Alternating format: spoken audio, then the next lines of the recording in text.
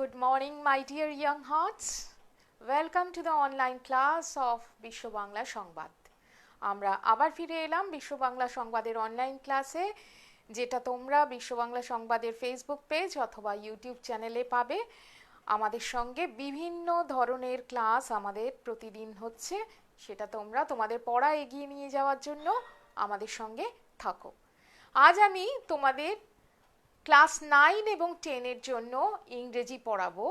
সেই ইংরেজিতে আমরা যে শিডিউলটা রাখবো সেটা বলে দেওয়ার আগে একটা গল্প দিয়ে শুরু করি। আজ থেকে প্রায় 12 বছর আগে, আমি ধরো 20 বছর মতো শিক্ষকতা করছি শুধু স্কুলে, তো 12 বছর আগে আমাকে আকাশবাণী কলকাতা থেকে ডাকা হয়েছিল বিদ্যার্থীদের জন্য বলে একটা প্রোগ্রামে। সেখানে আমাকে দুজন স্টুডেন্ট নিয়ে যেতে হয়। প্রতি বছরই আমাদের 3-4টে করে প্রোগ্রাম থাকে এবং এটা কনসিডার্ড হয় as a service to the nation, জাতির প্রতি একটা আমাদের সেবা, এই হিসেবে এই ক্লাসটাকে কনসিডার করা হয়। তো প্রথম দিন গেছি, ইংরেজি শিক্ষিকা, দুজন স্টুডেন্ট, অত্যন্ত ভালো মানের দুজন স্টুডেন্টকে নিয়ে গেছি।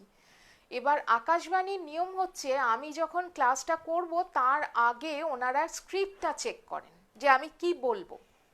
সেই স্ক্রিপ্টটা যখন চেক করলেন, প্রোগ্রাম কোঅর্ডিনেটর যিনি আমাকে বললেন, এটা কি করেছেন ম্যাডাম? আমি বললাম, কেন? আমার ক্লাসের স্ক্রিপ্ট, আমি যা বলবো, যেটা পড়াবো সেটা। তখন উনি বললেন, আপনি তো গোটাটাই ইংরেজিতে লিখেছেন। তা আমি বললাম, ইংলিশ ক্লাস তো ইংরেজিতেই তো লিখবো, কারণ আমাদের তো ইনস্ট্রাকশনই আছে বইতে যে teach in simple English and if necessary you may use few words of your mother tongue. উনি বললেন, ম্যাডাম এটা আপনার থিওরিতে লেখা আছে, বাস্তবে আপনি কি করেন, মানে কোন স্কুলে পড়ান? বললাম, স্কুল যথেষ্ট নামি দামি এবং অত্যন্ত মানে ভালো স্টুডেন্টরা ওখানে পড়ে। তখন উনি বললেন যে ম্যাডাম ভাবুন সেই সমস্ত স্টুডেন্টদের কথা যারা ভীষণ দুর্বল ইংরেজিতে, যারা আপনি ইংরেজিতে বললে কিছুই বুঝবে না। তাহলে আপনাকে তাদের বোঝাতে গেলে কি করতে হবে? আপনাকে মাদার টাঙেই কথা বলতে হবে এবং এমনভাবে পড়াতে হবে সেই মাতৃভাষাতে যাতে ইংরেজিটা শিখতে সে ভয় না পায়। সেদিন থেকে আমার দৃষ্টিভঙ্গি বদলে গেল। আমি বুঝলাম আমার এই এলিট আইডিয়া নিয়ে আমি সাধারণ যে ছাত্রছাত্রী যাদের সংখ্যাটা প্রচুর, যারা ইংরেজিকে ভয় পায়, তাদের মনের মধ্যে ঢুকতে পারবো না। সেদিন থেকে আমার শুরু হলো কিভাবে কত সহজ সরলভাবে একটা বাচ্চার মনের মধ্যে ঢুকে ইংরেজির প্রতি ভালোবাসা তৈরি করা যায়। তো এটা গল্প নয়, এটা আমার জীবনের ঘটনা, কারণ এই ঘটনা থেকে আমি একটা বিরাট শিক্ষা পেয়েছিলাম একজন শিক্ষক হিসেবে। তো এই জন্যই আমার যে পড়ানোটা, তো মানে অনেকের থেকে আমি ফোন পাচ্ছি যারা বলছে যে এটা খুব ভালো লাগছে এবং এই অনলাইন বিশ্ব বাংলা সংবাদের যে ইনিশিয়েটিভ বা উদ্যোগ, সেটা যথেষ্ট প্রশংসা তারা করেছেন। তো আমরা ফিরে আসছি আমাদের পড়াশোনায়। ক্লাস 9 এবং 10-এর দুটো টেক্সট নিয়ে আমি আলোচনা করব। যারা সামনে রয়েছো তারা তোমাদের বই নিয়ে প্রস্তুত থাকো। ক্লাস 9-এর আমি পড়াবো তোমাদের lesson 8 His First Flight, Liam O ফ্ল্যাহার্টির লেখা। আর ক্লাস 10-এর স্টুডেন্টদের জন্য আগে থেকেই বলে দিচ্ছি, সি ফিভার কবিতাটি পড়াবো। সুতরাং যারা ক্লাস 10-এর রয়েছো তারাও তোমাদের বই নিয়ে প্রস্তুত থেকো। আর ক্লাস 9-এর জন্য বলছি, তোমাদের পেজ নাম্বার 61 অর্থাৎ ব্লিজ বইটির পেজ নাম্বার 61, এখানে তোমরা হিজ ফার্স্ট ফ্লাইট এই গল্পটি পাবে, লিয়াম ও ফ্ল্যাহার্টির লেখা। আমি প্রথমেই সবসময় বলি কি, যে টেক্সট পড়ার আগে সেটি যিনি লিখেছেন, সেটা পোয়েম হতে পারে, প্রোজ হতে পারে, ড্রামা হতে পারে, যে কোনো টেক্সট হতে পারে, তার অথর সম্পর্কে আমাদের একটু জেনে নেওয়া দরকার। তোমাদের বইতেই একটা খুব ছোট্ট এবং সুন্দর ইন্ট্রোডাকশন আছে, সেটা আমি পড়ছি। লিয়াম ও ফ্ল্যাহার্টি 1896 to 1984, অর্থাৎ তার জন্ম হচ্ছে 1896 সালে আর তিনি মারা গেছেন 1984 সালে। was a significant Irish novelist, অর্থাৎ আয়ারল্যান্ডের মানুষ তিনি। তিনি ছিলেন ঔপন্যাসিক অ্যান্ড শর্ট স্টোরি রাইটার এবং ছোট গল্প লেখক, and a major figure in the Irish literary renaissance, অর্থাৎ আইরিশ যে সাহিত্যের নবজাগরণ। তোমরা তো হিস্ট্রিতে রেনেসা বা নবজাগরণের কথা পড়েছো, যেখানে যেটাকে বলা হয়, রেনেসাকে বলা হয় যুক্তির মুক্তি বা জ্ঞানের বিকাশের সময়। সেই রকম আইরিশ সাহিত্যে যখন এই রকম একটা নবজাগরণ এসেছিল, সেই মুভমেন্টের একটি মেজর ফিগার, একজন মানে প্রধান রূপকার হচ্ছেন Liam O ফ্ল্যাহার্টি। His most famous books include The Informer, Return of the Brute, House of Gold, etc. তার বিভিন্ন বইয়ের নাম এখানে পড়লে, His First Flight, a short story which symbolizes the nervousness and experiences before doing something new, is regarded as one of his most famous works. অর্থাৎ তার এই যে গল্পটা His First Flight, সেটা অন্যতম প্রধান যে তার কাজগুলো তার মধ্যে একটি বলে গণ্য হয়। কেন? কারণ সেখানে তিনি দেখিয়েছেন যে কি করে আমরা যখন নতুন কিছু করতে যাই তার আগে আমাদের কি হয়, আমার ভেতরে একটা নার্ভাসনেস হয়, তাই না? তোমরা বলো, তোমাদেরও হয় এটা? তো এই নার্ভাসনেসটা কিভাবে একটা নতুন কিছু করার সময় যখন আমরা ছোট থেকে বড় হই, এইটাকে আমরা ওভারকাম করব কি করে, এই গল্পটা সেটারই একটা কাহিনী। এবার যে টেক্সটটা পড়তে যাচ্ছ তার থিম সম্পর্কে কয়েকটা কথা এখানে বলা আছে। কি বলছে? The following text an abridged version of this short story is about a young seagull. এই যে পরবর্তী যে পাঠ্যাংশটা, এটা কিন্তু একটা এই ছোট গল্পটারই সংক্ষিপ্ত রূপ। হ্যাঁ, এই যে গল্পটা তোমরা পড়তে যাচ্ছ, তোমাদের টেক্সটে যে গল্পটা রয়েছে সেটা কিন্তু একটু ছোট করে বলা আছে। অরিজিনাল গল্পটা এর থেকে অনেকটা বড়। সেখানে কি বলছে? একটা ইয়াং সিগাল, একটা ছোট্ট সিগাল পাখি সম্পর্কে বলা হয়েছে, and his experience of learning how to fly, কি করে উড়তে হয় সেই অভিজ্ঞতাটা সম্পর্কে বলা আছে। The story focuses on how fear must be conquered before one may achieve anything of significance, like the young seagull who had to be brave in order to fly. এখানে যে ছোট সিগাল পাখিটির কথা তোমরা পড়তে যাচ্ছ, তাকে ওই মানে ওড়ার জন্য ভীষণ সাহসী হতে হচ্ছে, কারণ সে নতুন যে একটা কাজ করছে, যে সম্পর্কে তার কোনো অভিজ্ঞতা নেই, সেটার যে ভয়, সেই ভয়টা সম্পর্কে, সেই ভয়টাকে কি করে সে ওভারকাম করতে পারবে, অতিক্রম করতে পারবে, সেইটা সম্পর্কেই এই গল্পটা বলা আছে।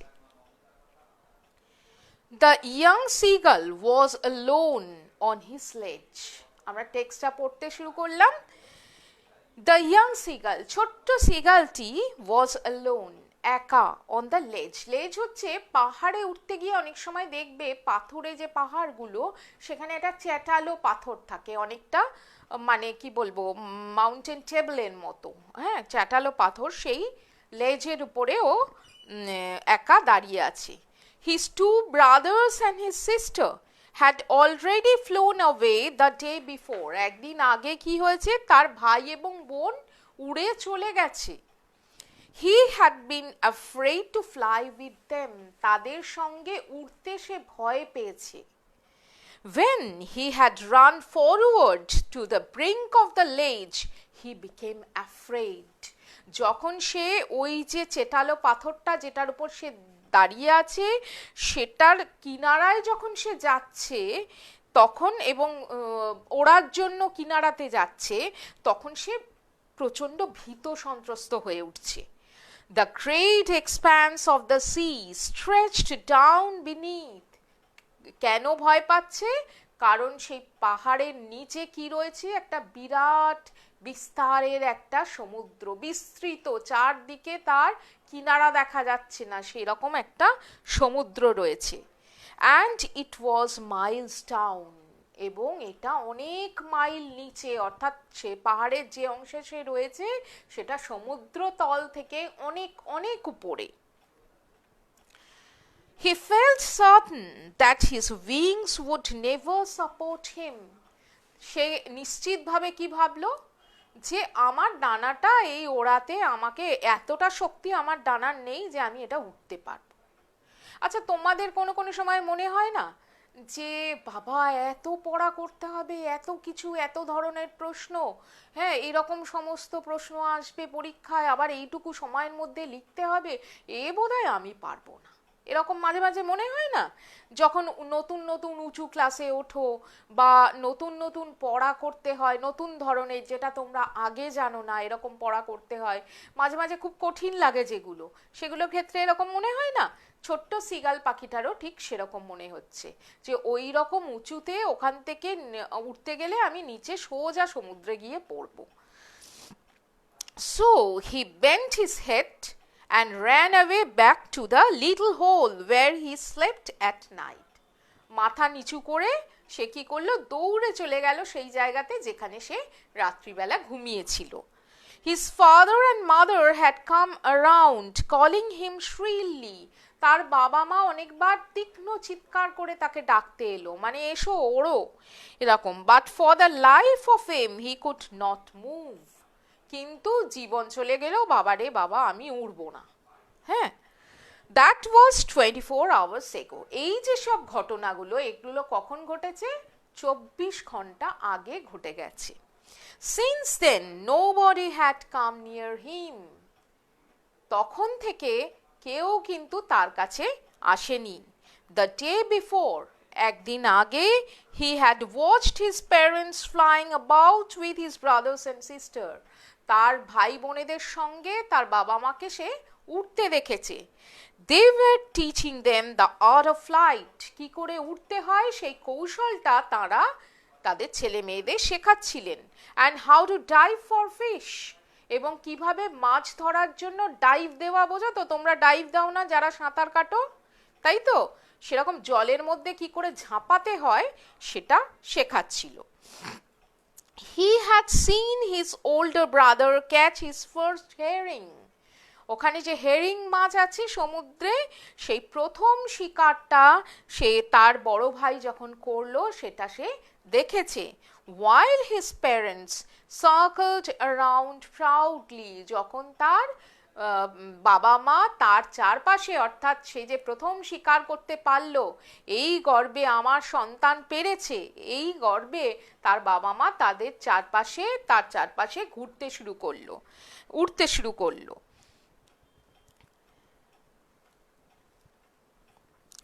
The sun was not ascending the sky. The sun was now ascending the sky. অর্থাৎ এই সূর্য তখন কি হচ্ছে, আস্তে আস্তে মাথার উপরে উঠছে, মানে দিন গড়াচ্ছে।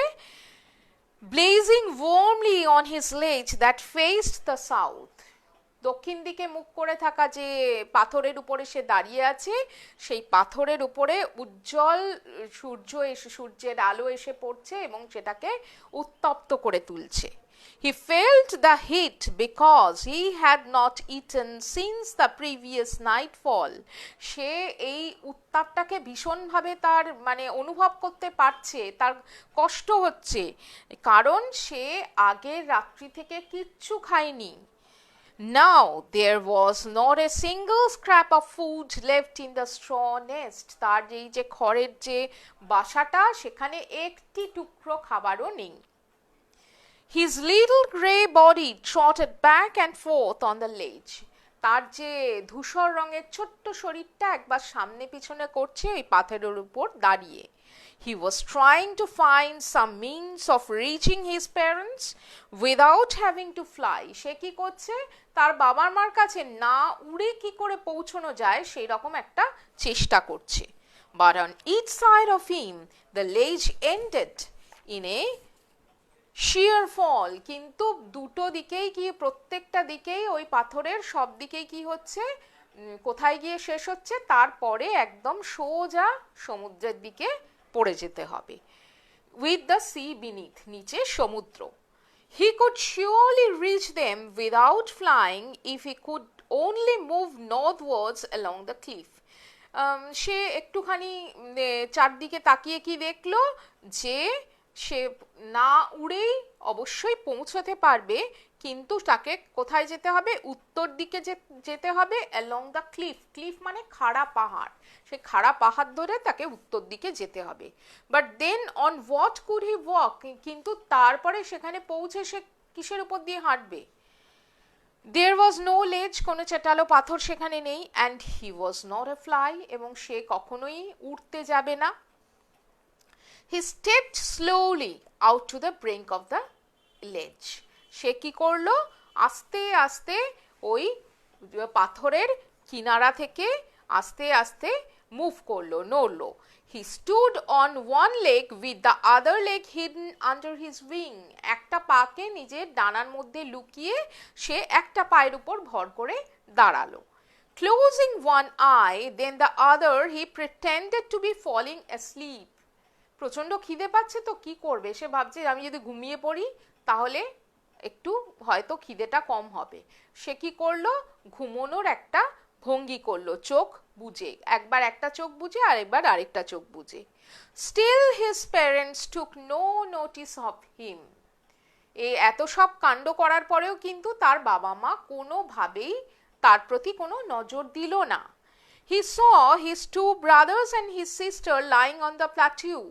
একটা যে টেবিল টপের মতো যে ইয়েগুলো থাকে, উঁচু নিচু যে মালভূমিগুলো থাকে, সেখানে তার ছোট যে তার যে বড় দুই ভাই এবং তার যে বোন তারা রয়েছে। They were dozing. তারা আস্তে আস্তে কি করছে? ঢুলছে। With their heads sunk into their wings. তার ডানাতে ওদের মাথাগুলোকে গুঁজে রেখে তারা ঢুলছে। His father was preening his feathers on his white back. তার যে সাদা পিঠের যে পালকগুলো, সেই পালকগুলোকে বেশ আস্তে আস্তে স্মুথ অর্থাৎ খুব মসৃণ করে তুলছে ওই তার বাবা। Only his mother was looking at him. শুধুমাত্র মা তার দিকে তাকিয়ে আছে। She was standing on a little high hump on the plateau. প্ল্যাটিউতে সে একটা উঁচু মতো ঢিবি আছে, তার উপরে তার মা দাঁড়িয়ে আছে। Eating a piece of fish. একটা মাছের টুকরো খাচ্ছে। The sight of the food maddened him. এবং এই যে খাবার দৃশ্যটা তাকে পাগল করে তুলেছে। এইভাবে তোমরা যখন রিডিং পড়বে, এরকম ভাবে থেমে থেমে ক্লিয়ার প্রোনাউন্সিয়েশনে প্রত্যেকটা শব্দের এবং বাক্যের অর্থ বুঝে টেক্সটটা পড়বে। আমি কিছুটা অংশ পড়লাম এটা। এবার আমি চলে যাচ্ছি যে কোয়েশ্চেনগুলো। তো তার আগে তোমাদের একটা জিনিস দেখিয়ে দিই, সেটা হচ্ছে যখন কোনো টেক্সট পড়বে তার একটা ওয়ার্ড লিস্ট তৈরি করবে। ওয়ার্ড লিস্টটা কীরকম? এরকম খাতার মধ্যে কলাম তৈরি করে নেবে। কলাম তৈরি করে এখানে লিখবে ওয়ার্ড, এটা হচ্ছে বেঙ্গলি মিনিং, আর এটা হচ্ছে ইংলিশ মিনিং। তাহলে কি হলো, এখানে তুমি যদি একটা ওয়ার্ড লেখো, যে ওয়ার্ডটা তোমাদের অসুবিধে হচ্ছে, সেখানে তার বাংলা অর্থটা লিখে নাও এবং তারপরে তার ইংলিশ একটা সিনোনিম লিখে নাও। একটা কি দুটো যেরকম পাবে, গুগল সার্চ করতে পারো, ডিকশনারি কনসাল্ট করতে পারো, যেভাবে হোক তুমি যে এই সিনোনিমগুলো যখন জোগাড় করলে তখন কি হবে, টেক্সট পড়াটা যখন তুমি শেষ করবে তোমার প্রত্যেকটা শব্দের বাংলা অর্থ এবং ইংরেজি সিনোনিম তোমার কাছে থাকবে এবং তোমার একটা গুড স্টক অফ ভোকাবুলারি তৈরি হবে, অর্থাৎ একটা ভালো ইংরেজি শব্দ ভাণ্ডার তৈরি হবে তোমার কাছে, যেটা তুমি পরবর্তীতে আনসারের মধ্যে অথবা অন্য কোনো রাইটিং স্কিলে তুমি ইউজ করতে পারো। ঠিক আছে, এবার আমি চলে যাব তোমাদের যে অ্যাক্টিভিটিসগুলো দেওয়া আছে সেই অ্যাক্টিভিটিসে। দেখো পেজ নাম্বার 65-এ তোমাদের রয়েছে কি, tick the correct answer from the given alternatives. দেখো তোমাদের এখানে এইভাবে কোয়েশ্চেনটা দেওয়া আছে। আমি আগের ক্লাসগুলোতে তোমাদের বলেছিলাম যে মাল্টিপল চয়েস কিন্তু তোমাদের দু রকম ভাবে আসতে পারে। একটা হচ্ছে এই রকম ফরম্যাট যেখানে বক্স দেওয়া থাকে, এই বক্সের মধ্যে আর তোমাদের চারটে অল্টারনেটিভ দেওয়া থাকবে, যে অল্টারনেটিভটা কারেক্ট সেই অল্টারনেটিভে, যেমন এই question number 1, at night the seagull slept in a little, তারপরে নেস্ট হোল টারেট বারো, এরকম দেওয়া আছে। এবার যেটা রাইট আনসার সেখানে তুমি কি করবে, সেই বক্সটাতে গিয়ে টিক দেবে। ঠিক আছে, এই যে টিক দিলে বাকি বক্সগুলো তো খালি, সেখানে তুমি কোনো রকম কোনো চিহ্ন বা কোনো সাইন ইউজ করবে না, ক্রস, টিক এটসেট্রা কোনো টাইপ অফ সাইন তোমরা খালি বক্সে ইউজ করবে না। কারণ তোমাদের শুধুমাত্র আনসারের জন্য যেটুকু ইনস্ট্রাকশন দেওয়া হয়েছে ততটুকুই তোমরা ফলো করবে। এটা যারা মাধ্যমিক দিচ্ছ ক্লাস 10 তারাও কিন্তু কোয়েশ্চেনের প্যাটার্ন এবং তার আনসার কিভাবে করতে হবে এটা ভালো করে বুঝে নেবে। ঠিক আছে, এছাড়াও তোমাদের আমি বলেছিলাম যে কি ধরনের দেওয়া যায়, সেটা sentence completion type multiple choice এই তোমাদের এই অ্যাক্টিভিটিসে দেওয়া নেই, কিন্তু সেরকমও আসতে পারে যেখানে একটা ফিল ইন দ্য গ্যাপস দেওয়া থাকবে, অল্টারনেটিভগুলো দেওয়া থাকবে, ওই গ্যাপের মধ্যে তোমাকে রাইট অল্টারনেটিভ লিখতে হবে। আচ্ছা, এছাড়া তোমাদের কি এক্সারসাইজ 2 এবং 3 তে দেখো কোয়েশ্চেন আনসার টাইপ যে এক্সারসাইজগুলো দেওয়া আছে সেখানে তোমাদের দু ধরনের ইনস্ট্রাকশন আছে। একটা হচ্ছে কি answer the following questions within 15 ওয়ার্ডস, অর্থাৎ 15টা ওয়ার্ডের মধ্যে তোমাকে আনসার লিখতে হবে। এক্সারসাইজ 3 তে কি দেওয়া আছে, answer the following questions within 25 ওয়ার্ডস, অর্থাৎ 25টা ওয়ার্ডের মধ্যে তোমাদের লিখতে হবে। ঠিক আছে, এরকম আমি প্রথম কোয়েশ্চেনটা তুলে নিচ্ছি 15 ওয়ার্ড আনসারের। সেখানে কি বলছে, what was the first catch of seagulls old brother. দেখো এই ধরনের যেখানে তোমাকে খুব কম ওয়ার্ডের মধ্যে লিখতে হচ্ছে সেখানে তোমার কাছে কিন্তু শুধুমাত্র ইনফরমেশন চাওয়া হচ্ছে, কোনো রকম এক্সপ্লেনেশন চাওয়া হচ্ছে না। ঠিক আছে, why আচ্ছা তার what was the first catch of the seagull's older brother। দেখো চলে যাও তোমরা আবার ফার্স্ট যে তোমাদের টেক্সটটা পেজ নাম্বার 61 যেটা আমরা প্রথম পড়ছিলাম, সেখানে দেখো সেকেন্ড প্যারাগ্রাফের একদম শেষ সেন্টেন্সটা দেখো, he had seen his older brother catch his first herring. তাহলে আমরা এই জায়গায় খুঁজে পেলাম যে তার ফার্স্ট ক্যাচটা কি ছিল, হেরিং। তাহলে আমরা কোয়েশ্চেন দেখব যে কিভাবে কোয়েশ্চেনটা করা হয়েছে। বারবারই আমি কিন্তু একটা জিনিস বলছি, তোমাদের কোয়েশ্চেনটা বারবার পড়তে হবে এবং সেই অনুযায়ী তোমাদের আনসারটা করতে হবে। তাহলে আমি আনসারে কি লিখব, আনসারে কি লিখব, এখানে কি বলা হয়েছে, what was the first catch of seagulls older brother. তাহলে the first catch of the seagulls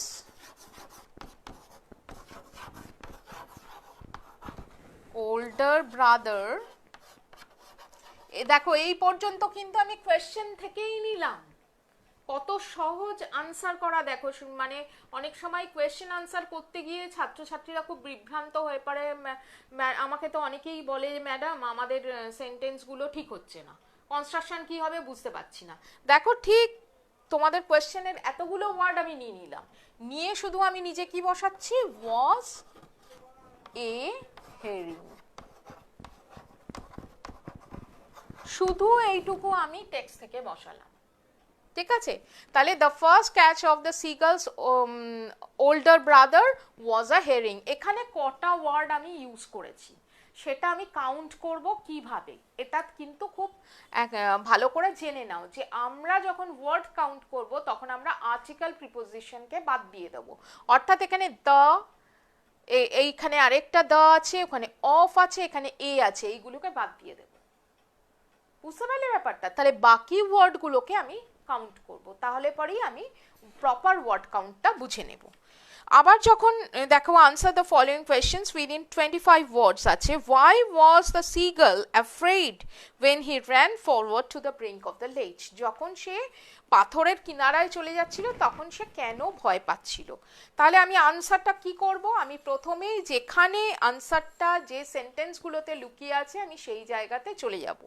যেমন ফার্স্ট প্যারাগ্রাফ অফ লেসন 8 যেটা আমরা পড়ছি তার ফার্স্ট প্যারাগ্রাফে, যেখানে ওখানে পরিষ্কার কি বলা আছে যে when he had run forward to the brink of the lake, he became afraid. The great expanse of the sea stretched down beneath and it was mile down. আমি এই সেন্টেন্সটাকে তুলবো এবং এখান থেকে আমি আনসারটা তৈরি করব। ঠিক আছে, এই হচ্ছে আমাদের আনসার করার পদ্ধতি, যাতে আমাদের সবচেয়ে কম ভুল হওয়ার সম্ভাবনা, ভুল প্রায় হবেই না যদি এই পদ্ধতিতে আমরা আনসার করি, এবং আমরা অবশ্যই ভালো মার্কস স্কোর করতে পারবো। এবার আমি ক্লাস 9-এর এই টেক্সট থেকে চলে যাব একটু গ্রামারে। আমি ক্লাস 10-এর টেক্সটটা একদম শেষের দিকে পড়াবো, আগে আমি গ্রামার এবং রাইটিং পার্টটাকে করে নেব, এটা আমাদের দুটো ক্লাসেরই প্রয়োজন। আমি আজকে গ্রামারে যেটা করাবো সেটা হচ্ছে ডিগ্রি অফ কম্প্যারিজন। ডিগ্রি এই কথার বাংলা মানেটা কি বলতো? ডিগ্রি শব্দটা আমরা কি জন্য বাংলাতে ব্যবহার করি? ডিগ্রি কথার অর্থ হলো মাত্রা। মাত্রা মানে ওই ক এর উপরে মাত্রা, ত এর উপরে মাত্রা, সেই মাত্রা নয়। মাত্রা মানে হচ্ছে পরিমাণ। ঠিক আছে, ডিগ্রি অফ কম্প্যারিজন, এই ডিগ্রি কথার অর্থ হলো মাত্রা, আর কম্প্যারিজন কথার অর্থ কি? তুলনা। আমরা জানি ডিগ্রি হচ্ছে মাত্রা, কম্প্যারিজন হচ্ছে তুলনা। ঠিক আছে, এই ডিগ্রি অফ কম্প্যারিজন আমরা কিভাবে করব সেটা আমরা জানব। এবার আসি যে মাত্রা বা পরিমাণটা কত রকম হতে পারে। যেমন ধরো আমার কাছে 10টা লজেন্স আছে, ঠিক আছে, আমি তোমাকে সবগুলো দিতে পারি, আমি তোমাকে 4টে দিতে পারি, আমি তোমাকে 1টা দিতে পারি। তাহলে পরিমাণগুলো ভিন্ন ভিন্ন হচ্ছে। ঠিক আছে, পরিমাণ, সংখ্যা, কোন রকম কোয়ালিটি, এগুলো কারা বোঝায়, কোন পার্টস অফ স্পিচ বোঝায় বলো? অ্যাডজেক্টিভ বা বিশেষণ। অ্যাডজেক্টিভ বা বিশেষণ কি করে? কোনো নাউন বা প্রোনাউনের পরিমাণ, সংখ্যা, দোষ, গুণ, অবস্থা ইত্যাদি বোঝায়। এটার মাত্রা বা পরিমাণ ভিন্ন ভিন্ন হতে পারে। কেউ, তোমাদের 3 বন্ধু আছো, আমি বললাম তুমি ভালো, তোমার দ্বিতীয় বন্ধুটা তোমার থেকে আরেকটু ভালো, আর তৃতীয় বন্ধুটা তোমাদের 3 জনের মধ্যে সবচেয়ে ভালো। তাহলে কি ভালোত্বের পরিমাণ কমছে বাড়ছে? তাই না? এইভাবে আমরা ডিগ্রি অফ কম্প্যারিজন করতে পারি। কিন্তু তোমাদের যেটা রয়েছে সেটা হচ্ছে শুধুমাত্র ডিগ্রি অফ কম্প্যারিজনের সেন্টেন্সগুলো জানলে হবে না, বা পরিমাণটা জানলে হবে না, তোমাদের ট্রান্সফর্ম করতে হবে, অর্থাৎ একটা ডিগ্রি থেকে আরেকটা ডিগ্রিতে চেঞ্জ করতে হবে। এবার আমরা প্রথম দেখে নিই যে ডিগ্রি কতগুলো। ডিগ্রি হচ্ছে 3টে, একটা হচ্ছে পজিটিভ, একটা হচ্ছে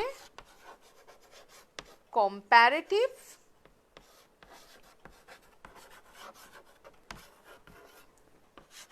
আরেকটা হচ্ছে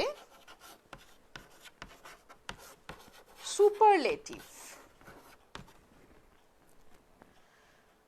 পজিটিভ ডিগ্রিতে আমি যদি বলি যে তুমি ভালো, এক্ষুনি বললাম you R a good boy বা অর গুড গার্ল, যেটাই বলি না কেন সেটা হচ্ছে পজিটিভ ডিগ্রি। এখানে আমি কারোর সঙ্গে কারো তুলনা করছি না।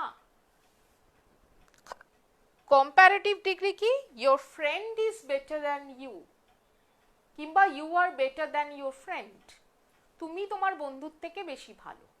তাহলে দুজনের মধ্যে তুলনা করছি, সেটা হচ্ছে কম্প্যারেটিভ ডিগ্রি। আর সুপারলেটিভ ডিগ্রি কি? You are the best among your friends, মানে তুমি তোমার বন্ধুদের মধ্যে সবচেয়ে ভালো, অর্থাৎ অনেকের মধ্যে কোয়ালিটি তোমার সবচেয়ে ভালো, সেটা হচ্ছে সুপারলেটিভ। সুপারলেটিভ আমরা কোনো কিছু সবচেয়ে ভালো বলতে কি ইউজ করি? সুপার, আমরা বলি তো সুপার মানে কি? মানে সবচেয়ে ভালো। ঠিক আছে, বোঝা গেল বিষয়টা? তাহলে এই পজিটিভ, কম্প্যারেটিভ, সুপারলেটিভ, এই 3টে ডিগ্রিকে আমি কিভাবে একে অপরের ক্ষেত্রে কোনো মিনিং চেঞ্জ না করে চেঞ্জ করতে পারি, ট্রান্সফর্ম করতে পারি, সেটা আমরা আজকে শিখব। আমি একটু বোর্ডটা পুরোটাই মুছে নিচ্ছি।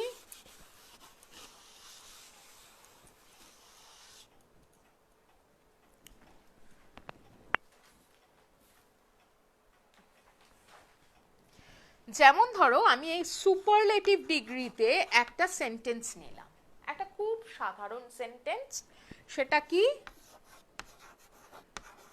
Rose is the most beautiful flower. অর্থাৎ গোলাপ হচ্ছে সবচেয়ে সুন্দর ফুল। ঠিক আছে, এবার এই সুপারলেটিভ ডিগ্রিকে বলা হলো যে তুমি কোনো অর্থ চেঞ্জ না করে, মিনিং চেঞ্জ না করে তুমি কি করো, তুমি কম্পারেটিভ ডিগ্রিতে চেঞ্জ করো। তাহলে পারে আমি কি করব, বা পজিটিভ ডিগ্রিতে চেঞ্জ করো, তাহলে আমি কি করব সেটা দেখতে হবে। তাহলে আমাকে প্রথম খুঁজে বার করতে হবে এখানে আমার সুপারলেটিভ ফর্মটা কি আছে, মোস্ট বিউটিফুল, এটা হচ্ছে সুপারলেটিভ ফর্ম। ঠিক আছে, এখানে আমাকে কি আনতে হবে, মোর বিউটিফুল। এই মোর কথাটা হচ্ছে কম্পারেটিভ, মানে প্রকাশ করে, কম্পারেটিভ ডিগ্রিটা প্রকাশ করে। তাহলে আমাকে কম্পারেটিভ ডিগ্রিতে আমি কি করতে পারি, রোজ ইজ মোর বিউটিফুল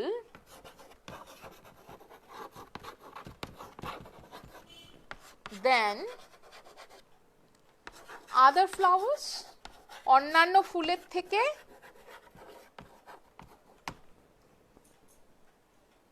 রোজ অনেক বেশি সুন্দর। ঠিক আছে, তার মানে অন্যান্য ফুল অত সুন্দর নয়, তাই তো। তাহলে পজিটিভ ডিগ্রিতে আমি কি করব, পজিটিভ ডিগ্রিতে আমাকে এই মোস্ট বা মোর এই কোনোটাই ইউজ করলে চলবে না, আমাকে পজিটিভ ফর্মটা কি ইউজ করতে হবে, অনলি বিউটিফুল, মানে অনলি নয়, বিউটিফুল এই শব্দটাই শুধু ইউজ করতে হবে। ঠিক আছে, তাহলে আমি কি করব, নো আদার ফ্লাওয়ার, কোনো ফুলই, flower is as beautiful as rose, কোনো ফুলই গোলাপের মতো এত সুন্দর নয়। হ্যাঁ, এইটা হচ্ছে আমার পজিটিভ ফর্ম। তাহলে আমি এটা কি করব, মোস্ট বিউটিফুল, মোর বিউটিফুল এবং বিউটিফুল, এই তিনটে ফর্ম আমি কিভাবে ট্রান্সফর্ম করলাম সেটা দেখালাম। এবার আরেকটা জিনিস বলে দিই, আমি ইচ্ছে করেই এখানে বিউটিফুল শব্দটা ইউজ করেছি কারণ এটা হচ্ছে মাল্টিসিলেবিক ওয়ার্ড, অর্থাৎ আমাকে এটা উচ্চারণ করতে গেলে মাল্টিপল সিলেবল ভাগ করতে হয়। সেই জন্য এই ওয়ার্ডের ক্ষেত্রে আমরা মোর, মোস্ট বা লেস, লিস্ট এগুলো ব্যবহার করব। আমি কি বলতে পারি, আমি যেমন এটাকে বলতে পারি রোজ ইজ মোস্ট বিউটিফুল না দিয়ে আমি ইজ দ্য নাইসেস্ট ফ্লাওয়ার বলতে পারি, সবচেয়ে সুন্দর, নাইসেস্ট ফ্লাওয়ার বলতে পারি। সেক্ষেত্রে আমি কি করব, এখানে মোর বিউটিফুলের বদলে আমি সেখানে করব নাইসার, এখানে কি করব, নাইস।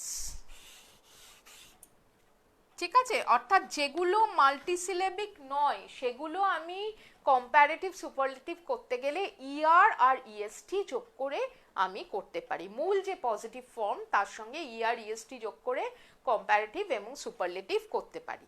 ঠিক আছে, এটা গেল এক ধরনের ডিগ্রি চেঞ্জ বা ট্রান্সফরমেশন অফ ডিগ্রি। আরেক ধরনের সেন্টেন্স যদি আমি নিই, যেমন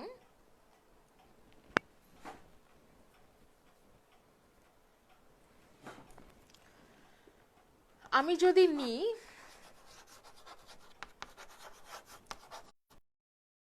Nath is one of the greatest poets in the world, এটা আমি নিলাম।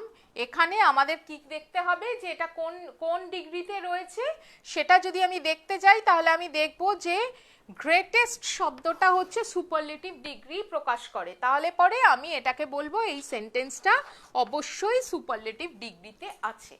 কিন্তু আগের সেন্টেন্সের সঙ্গে এটা পার্থক্য দেখো, আমি বলেছিলাম কি rose is the most beautiful flower, অর্থাৎ যত রকম ফুল আছে তার মধ্যে গোলাপ হচ্ছে সবচেয়ে সুন্দর, ঠিক আছে।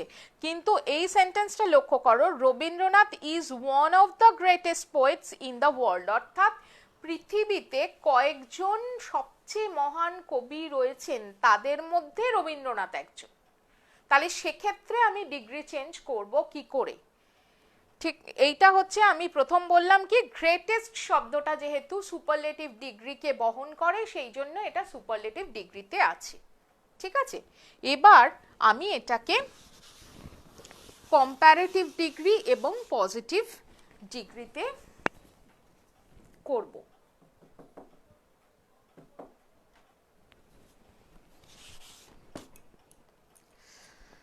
আমি যদি পজিটিভ ডিগ্রিতে করি তাহলে কি করব, আর কম্প্যারেটিভ ডিগ্রিতে করি তাহলে কি করব।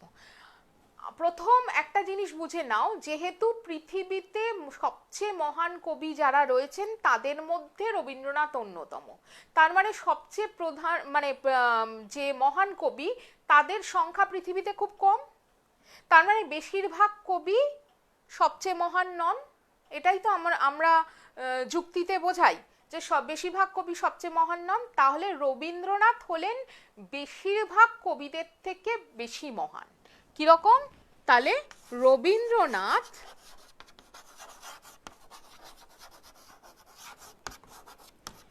ইজ গ্রেটার, তাহলে গ্রেটার মানে হচ্ছে কম্প্যারেটিভ ফর্ম, দেন most other poets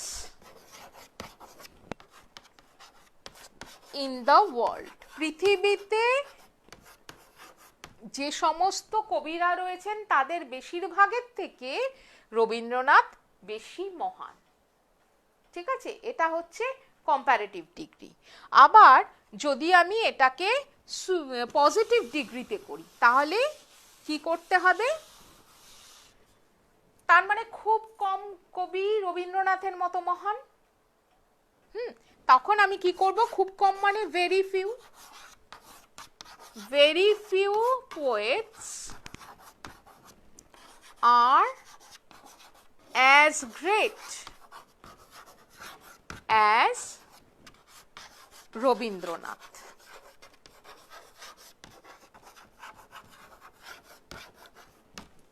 খুব কম কবি রয়েছেন যারা রবীন্দ্রনাথের মতো মহান, এই হচ্ছে পজিটিভ ফর্ম, ঠিক আছে।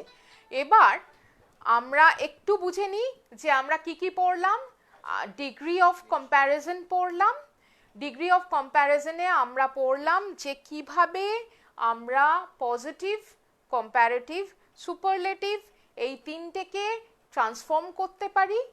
খুব ভালো করে একটা জিনিস আমাদের মনে রাখতে হবে যে আমরা গ্রামার বইতে গিয়ে এই তিনটে ফর্মের একটা লিস্ট পাবো, যেরকম গুড, বেটার, বেস্ট বা beautiful, more beautiful, most beautiful, এই যে চেঞ্জগুলো পজিটিভ, কম্প্যারেটিভ, সুপারলেটিভের যে চেঞ্জগুলো সেই চেঞ্জের একটা বড় লিস্ট থাকে প্রতিটা 9-10-এর যে গ্রামার বই থাকে সেখানে তোমরা পাবে। সেই ফর্মগুলোকে একটু কিন্তু তোমাদের মনে রাখতে হবে। সেগুলো আমরা কিভাবে ইউজ করব, যখন আমি দুটো ফর্ম সেন্টেন্সে দু রকম ফর্ম দেখালাম, একটা হচ্ছে সবচেয়ে ভালো বা সবচেয়ে খারাপ যখন বলছি, আবার বলছি যে সবচেয়ে ভালোদের মধ্যে অন্যতম, এই দুটো ফর্মেই কিন্তু আমি ডিগ্রি চেঞ্জ কিভাবে করতে হয়, সেন্টেন্সের কনস্ট্রাকশন কিরকম হবে সেগুলো আমি বললাম। এরপরে তোমাদের যে জায়গাতে আসবো সেটা হচ্ছে রাইটিং স্কিল। রাইটিং স্কিলের ক্ষেত্রে আমি আজকে শেখাবো ডায়েরি রাইটিং। ডায়েরি রাইটিং মানে আমরা কিন্তু সাধারণভাবে, বিশেষত আমাদের এই বাঙালি কিংবা ভারতীয় ক্ষেত্রে আমরা ডায়েরি লিখতে খুব একটা অভ্যস্ত নই। ডায়েরি জিনিসটা কিন্তু পরবর্তীতে মানে আমরা দেখেছি, যখন আমরা পাশ্চাত্য সভ্যতার সংস্পর্শে এসেছি তখন কি দেখেছি যে এটা বেশিরভাগ ক্ষেত্রেই পাশ্চাত্য সভ্যতার ক্ষেত্রে একটা জীবনের অঙ্গ হচ্ছে ডায়েরি। আমরা কিন্তু এই ডায়েরির প্রভাব সাহিত্যে অনেক জায়গায় পেয়েছি। যেমন অ্যান ফ্র্যাঙ্কের ডায়েরি একটা সাহিত্য, যে সময় বিশ্বযুদ্ধের সময় কি রকম ঘটেছিল সেগুলোর সমস্ত ব্যক্তিগত অনুভূতি, ব্যক্তিগত স্তরে এই যুদ্ধ কি প্রভাব ফেলেছিল সেগুলো কিন্তু সেই ডায়েরিতে পাওয়া যায়। আবার আমাদের একজন বিখ্যাত মানে একজন মানুষের জন্মদিন সবে সবে গেল, যার একটা দুটো মানে সিরিজ বা বইয়ের সিরিজ খুব বিখ্যাত, যেটা সম্পূর্ণ ডায়েরির উপর নির্ভর করে। কোন কোনগুলো বলতে পারো? একটা হচ্ছে কি, সত্যজিৎ রায়ের ফেলুদার যে গল্পগুলো, সেখানেও কিন্তু তোপসের যে ন্যারেশনে ওগুলো ডায়েরি আকারেই প্রায় লেখা আছে। আর সেটা ডায়েরির রূপটা ওখানে খুব একটা স্পষ্ট না হলেও যেটা খুব স্পষ্টভাবে একেবারে পুরোপুরি ডায়েরি ফর্ম, সেটা হচ্ছে প্রফেসর শঙ্কু। প্রফেসর শঙ্কুর যে গল্পগুলো সেগুলো কিন্তু একদম মানে তোমাদের যে ডায়েরি ফরম্যাট ঠিক সেই রকম। ঠিক আছে। আবার তোমরা যদি একটু বাইরের দিকে সাহিত্যে দেখো, আর্থার কোনান ডয়েলের যে শার্লক হোমসের গল্পগুলোতেও অনেক সময় ওয়াটসনের বয়ানে কিন্তু অনেক সময় ডায়েরি ফরম্যাটে কয়েকটা গল্প রয়েছে। এরকম ডায়েরি কিন্তু শুধুমাত্র আমার নিজের লেখার মানে ওইটুকু কয়েকটা কাজের কথা লিখে রাখলাম যে এখানে অ্যাপয়েন্টমেন্ট আছে ওটা করতে হবে, এখানে পড়তে যেতে হবে, এটাই নয়। ডায়েরি কিন্তু একটা সাহিত্য হয়ে উঠতে পারে। এবার আমরা শিখব কিভাবে আমরা ডায়েরি লিখব।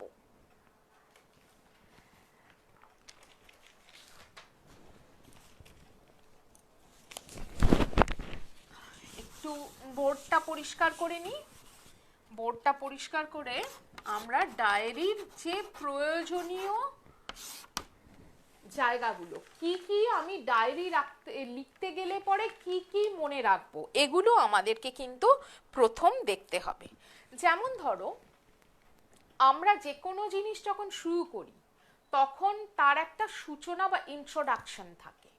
ডায়েরিতেও সেরকম একটা ইন্ট্রোডাকশন থাকতে হবে, কিন্তু তার আগে ওই ইন্ট্রোডাকশনের আগে তোমাকে কি করতে হবে? ডায়েরি মানে দিনলিপি, অর্থাৎ দিনের যে ঘটনাগুলো তুমি লিখছো। কখন লিখছো? নিশ্চয়ই দিনের ঘটনাগুলো দিনের শুরুতে লিখবে না। সেই দিনের শুরুতে না লিখে তুমি শোয়ার আগে রাত্রিবেলা গোটা দিনের ঘটনা লিখছো। ঠিক আছে। এবার সেই ঘটনাগুলো যখন লিখবে সেটা হচ্ছে রাত্রিবেলা, তার মানে তোমার টাইম দিতে হবে। সঙ্গে কি দিতে হবে? সেই দিন মানে সেই দিনের তারিখ এবং সেটা কোন দিন, ডেটটা থাকবে তোমার। ডেটটা কিভাবে লিখবে তোমরা? যেমন ধরো আজকে যদি আমি এরম ভাবে ডেট লিখি, এটা কিন্তু ডায়েরির উপযুক্ত ডেট লেখা নয়। তোমাকে কিভাবে লিখতে হবে?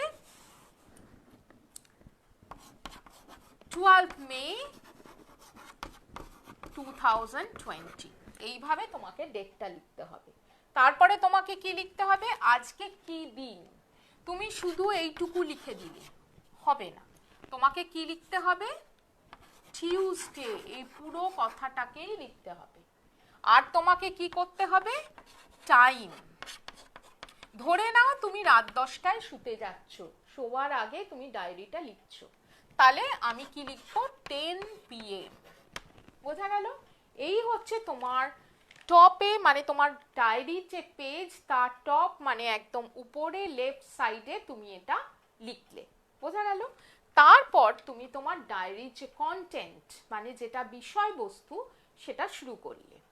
সেটা ডায়েরিকে তুমি তোমার বন্ধু, সাধারণত যেটা হয় ডায়েরিতে আমরা কি করি, আমার মনের কথাগুলো লিখি, যে কথা আমি কাউকে শেয়ার করতে পারছি না, আমার দুঃখ, আনন্দ, রাগ, যাই হচ্ছে না, বিষণ্ণতা, যেটাই হচ্ছে না কেন আমি ডায়েরিতে সেটা খোলাখুলিভাবে লিখতে পারি।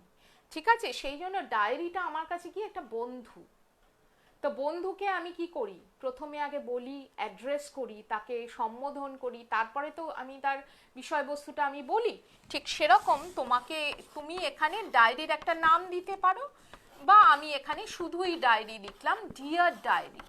প্রিয় ডায়েরি বলে তুমি তোমার বক্তব্য শুরু করো। বক্তব্যটা কিভাবে শুরু করবে? যেমন ইন্ট্রোডাকশন।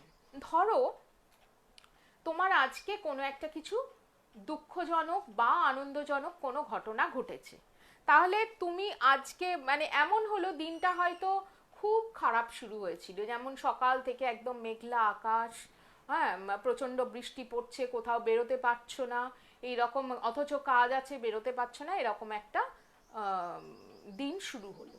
তাহলে তোমার ইন্ট্রোডাকশনে তুমি কি করতে পারো? তুমি লিখতে পারো যে তোমার সকালেই তোমার কি হলো, মনে হলো সকালে ঘুম থেকে উঠেই দেখছো যে আজকে বাইরে যাওয়ার কথা ছিল, হয়তো কোনো একটা বার্থডে পার্টিতে যাওয়ার কথা ছিল বন্ধুর, তুমি যেতে পারছো না, সারাদিন যেরকম পরিস্থিতি চলছে, তোমার সেই যে স্যাডনেস, ভেতরে একটা বিষণ্ণতা এলো, সেটা তুমি এক্সপ্রেস করতে পারো প্রথম ইন্ট্রোডাকশনে। তারপরে দেখা গেল দিন এগোতে এগোতে এগোতে এগোতে দেখা গেল একটা সময় টার্নিং অফ দ্য ইভেন্টস, একটা কিছু নতুন ঘটলো। কি ঘটলো? হয়তো তোমার কিছু খুব প্রিয় রিলেটিভ তোমাদের বাড়িতে এলো। তাহলে কি হলো? তোমার যে এই স্যাডনেসটা সেটা কেটে গিয়ে তোমার খুব আনন্দ হলো। এই যে ঘটনার একটা, তার মাঝখানে তুমি অনেক কাজ করেছো, তুমি স্নান করেছো, খেয়েছো, পড়াশুনো করেছো, সব করেছো, এগুলো সাধারণ রুটিনের অংশ, সুতরাং এটা না লিখলেও চলবে। ডায়েরি মানে এটা নয় সকালে ব্রাশ করা থেকে শুরু করলে আমি রাত্রে শুতে যাওয়া পর্যন্ত আমি গোটা রুটিনটা লিখবো, সেটা কিন্তু ডায়েরি নয়। ডায়েরি হচ্ছে তোমার যে ঘটনাগুলো ঘটলো সেই ঘটনার একটা ফিলিংস, তোমার ভেতরে কি ফিলিংস হলো সেই ফিলিংসটা তুমি লিখবে। ঠিক আছে? তাহলে এটা গেল তোমার ডিয়ার ডায়েরি বলে তুমি একটা ইন্ট্রো দিলে। ইন্ট্রো দেওয়ার পরে তোমাকে কি করতে হবে? তারপরে হচ্ছে তোমার এক্সপ্রেস ইওর ফিলিংস, তোমার ফিলিংসটা এক্সপ্রেস করো। তারপর কি করবে? তারপরে কোনো একটা ইভেন্ট নিয়ে, তো তুমি ডায়েরিটা কেন লিখতে বসেছো? কিছু একটা ইভেন্ট হয়েছে সেই জন্য তুমি এই ডায়েরিটা লিখতে বলেছো, তাহলে তোমাকে কি করতে হবে? Description of event, description of event তোমাকে লিখতে হবে। ঠিক আছে? এবার ডেসক্রিপশন অফ ইভেন্টের সঙ্গে তোমার কি হলো, এই যে ডেসক্রিপশনটা দিয়ে কি তুমি থেমে যাবে? তাহলে ডায়েরির মূল্যটা কি? তাহলে এই যে ইভেন্ট সম্পর্কে তোমার এই যে ইমোশনাল এফেক্টটা কি হলো, এফেক্ট অন ইউ, এই ডেসক্রিপশনের এই ইভেন্টের কি এফেক্ট হলো তোমার উপরে, সেটা তুমি লিখবে। এবং এই এফেক্টের পরে তোমার যদি কি কোনো ফিউচার প্ল্যান আছে, তাহলে এই ফিউচার প্ল্যানটাও তুমি সেখানে শেয়ার করবে। ঠিক আছে?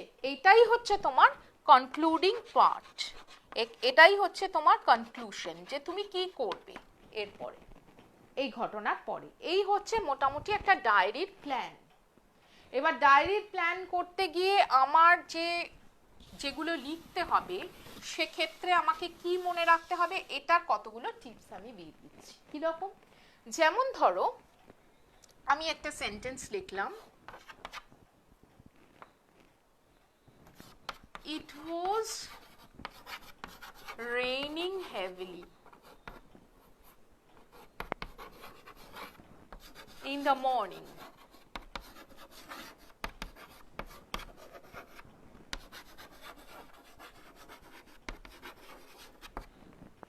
The day was drab and monotonous.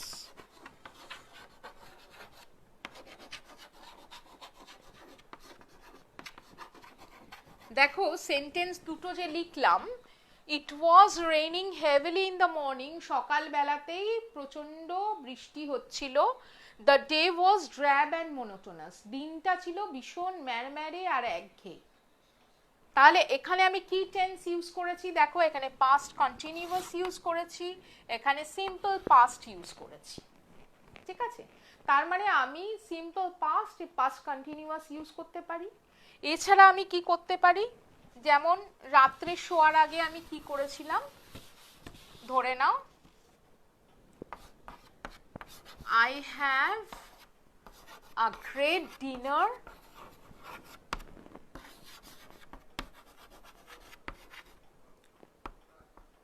with my cousins. যে কাজিনরা আমার বাড়িতে আজকে বেড়াতে এসছে সেই কাজিনদের সঙ্গে আমি কি করেছি, একটা গ্রেট ডিনার করেছি। তাহলে এখানেও কিন্তু আমি কি করেছি, I have a great dinner. তাহলে আমি এখানে প্রেজেন্ট টেন্স ইউজ করেছি, যেটা আমি সবে সবে করেছি। এই রকম ক্ষেত্রে আমি প্রেজেন্ট ইউজ করতে পারি, আমি প্রেজেন্ট পারফেক্ট ইউজ করতে পারি, এই ধরনের টেন্সের সেন্টেন্স আমি ইউজ করতে পারি। আর ফিউচার প্ল্যানের ক্ষেত্রে আমরা কি করতে পারি, আর ধরে নাও আমি বলছি যে কাজিনদের সঙ্গে যখন আমি ডিনার করেছি, আমি বসে প্ল্যান করলাম যে আমরা একদিন বাইরে কোথাও আউটিংয়ে যাব। তাহলে সেই যে একটা পিকনিকে যাব আমরা সবাই মিলে, আমার বন্ধু বান্ধব কাজিনরা মিলে, তাহলে সেটা আমি কি ফিউচার টেন্সে করব। এগুলো বুঝতে মানে এগুলো আমাদের মনে রাখতে হবে। আর কি মনে রাখতে হবে, আমি কিন্তু এটা কখনোই সেকেন্ড পারসন বা থার্ড পারসনে ন্যারেশন করব না, অর্থাৎ বর্ণনাটা আমি সেকেন্ড পারসন বা থার্ড পারসনকে দিয়ে করব না। আমি কি করব, আমি নিজে বলছি, ডায়েরিটা আমার, তাই আমি নিজে বলছি, তাই ফার্স্ট পারসন ন্যারেটিভ হবে। অর্থাৎ আমি প্রথম যে মানে আমি যে কি বলবো, আমি, মিসেলফ, মি, আই, মাইন, এই শব্দগুলো আমি ব্যবহার করব। ঠিক আছে। আর সবচেয়ে শেষে ওখানে আমি আমার নিজের নামটা লিখব। আমার নাম আমি আমার নিকনেমও ইউজ করতে পারি, আমি আমার মানে যেটা আমি বাইরে ব্যবহার করি সেই নামটাও আমি ইউজ করতে পারি। সেখানে আমি একদম শেষে আমার নামটা আমি লিখে দেব। এই হচ্ছে ডায়েরি ফরম্যাট। একটা জিনিস তোমরা মনে রাখবে, যে ডায়েরি ফরম্যাট বা যে কোনো রাইটিং লিখবে, তার যে মানে ফর্ম এবং কন্টেন্ট দুটোর ওপর নাম্বার মানে মার্কসটা ভাগ করা থাকে। এবার ফর্ম তুমি লিখলে কিন্তু কন্টেন্টে কিছুই লিখলে না, তাহলে কিন্তু কোনো মার্কস পাবে না। ঠিক আছে। এই হচ্ছে আমাদের মোটামুটি রাইটিং স্কিলের ওপরে একটা টপিক নিয়ে আলোচনা করলাম, ডায়েরি রাইটিং। এরপরে আমি ছোট্ট করে চলে যাব মাধ্যমিকের জন্য যারা প্রস্তুত হচ্ছ সেই টেক্সট আলোচনাতে, সেটা হচ্ছে সি ফিভার। সি ফিভারের যে টেক্সটটা আছে সেটার আমার কাছে যে ই কপিটা আছে আমি সেটা থেকে দেখছি। সি ফিভার লেসন 6, তোমাদের লেসন 6 এবং পেজ নাম্বার 48। যারা ক্লাস 10-এর রয়েছে মাধ্যমিকের স্টুডেন্ট, তারা লেসন 6 পেজ নাম্বার 48 বের করবে। কবিতাটার নাম হচ্ছে সি ফিভার। অদ্ভুত একটা নাম, তাই না? ফিভার মানে হচ্ছে কি জ্বর, ঠিক আছে, কিন্তু এক্ষেত্রে সমুদ্র জ্বর মানেটা কি, মানেটা আমরা বুঝবো যখন আমরা কবিতাটা পড়বো। জন মেসফিল্ডের লেখা। এখানে পোয়েট সম্পর্কে কি বলেছে একবার দেখে নেব। John Edward Masefield, 1878 to 1967, was an English poet, writer and poet laureate of the United Kingdom from 1930 till his death. তাহলে মেসফিল্ড কে ছিলেন? একজন ইংরেজ কবি এবং পোয়েট লরেট হিসেবে তিনি নির্বাচিত হয়েছিলেন ইউনাইটেড কিংডমে 1930 থেকে আমৃত্যু তিনি পোয়েট লরেট ছিলেন। He is also remembered as the author of the children's novel The Midnight Folk and the Box of Delights. তিনি কি কি বই লিখেছেন সেগুলো বলা হলো, এবং থিম সম্পর্কে, কবিতার থিমটা কি সেটা সম্পর্কে বলতে গিয়ে কি বলেছি, the poem speaks of the excitement the poet feels at the anticipation of a sea voyage। অর্থাৎ ভয়েজ মানে হচ্ছে অভিযান, সমুদ্র অভিযানের আগে, সমুদ্র অভিযানের কথা ভেবে কবি কিভাবে তার যে মানে উত্তেজনা, তার যে আগ্রহ, উৎসাহ, এটা নিয়ে বলেছেন সেটা সম্পর্কেই এই কবিতাটা। The passionate description of the seascape reveals the eternal desire of man to seek the splendour of nature. তার যে একটা আবেগপূর্ণ বর্ণনা, সেই বর্ণনায় কি প্রকাশ পেয়েছে, যে এই যে মানুষের একটা চিরন্তন ইচ্ছে যে অজানাকে দেখার, মানে অজানাকে জানার, অদেখাকে দেখার, এই যে চিরন্তন একটা আগ্রহ, সেই তীব্র আগ্রহ এবং প্রকৃতির সৌন্দর্যকে জানার যে বোঝার যে আগ্রহ, সেটা প্রকাশ পেয়েছে। এবার আমরা কবিতাটাতে চলে যাই। কি বলছে? I must go down to the seas again, আমি আবার সমুদ্রে যাবই। To the lonely sea and the sky, একাকী যে সমুদ্র এবং আকাশ পড়ে আছে আমি তার কাছে যাবই। And all I ask is a tall ship and a star to steer her by, যেটা আমার দরকার সেটা হচ্ছে একটা লম্বা নৌকো। কেন লম্বা? তার কারণ হচ্ছে মাছের আকৃতি ভাবো, একটু লম্বাটে না হলে পরে সে তো জল কেটে এগোতে পারবে না। যারা সাঁতার কাটো তারাও জানো যে কিভাবে জল কেটে এগোতে হয়। তাই ওই শিপটাকে কি করতে হবে, একটু লম্বাটে হতে হবে যাতে সে জলটা কেটে এগোতে পারে। And a star to steer by, অর্থাৎ একটা তারা চাই আকাশে। আগে কি হতো, আগে তো এত রাডার ইলেকট্রনিক সিস্টেম যে যেখান দিয়ে দিক নির্দেশ হয় এগুলো তো ছিল না। তখন আকাশে ধ্রুব তারার অবস্থান দেখে বা এই ধরনের বিভিন্ন তারার অবস্থান দেখে তারা দিক নির্ণয় করত। সেই তারাকে দেখে যাতে আমরা স্টিয়ার করতে পারি মানে এগোতে পারি সেটা দরকার। And the wheels kick and the wind song and the white sails shaking and a grey mist on the sea's face and a grey dawn breaking, অর্থাৎ যে চাকার ধাক্কা, বাতাসের ধাক্কা, কারণ পালতোলা নৌকো ছিল, পালতোলা জাহাজ ছিল বা হাওয়ার প্রয়োজন, এগুলো এবং সমুদ্রের উপরে যে ধূসর কুয়াশা, এটা দরকার।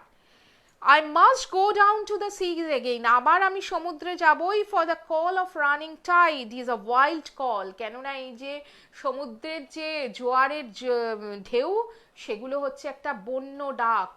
সেই ডাককেই আমি ক্লিয়ার কল, একটা স্পষ্ট ডাক আমি শুনতে পাই।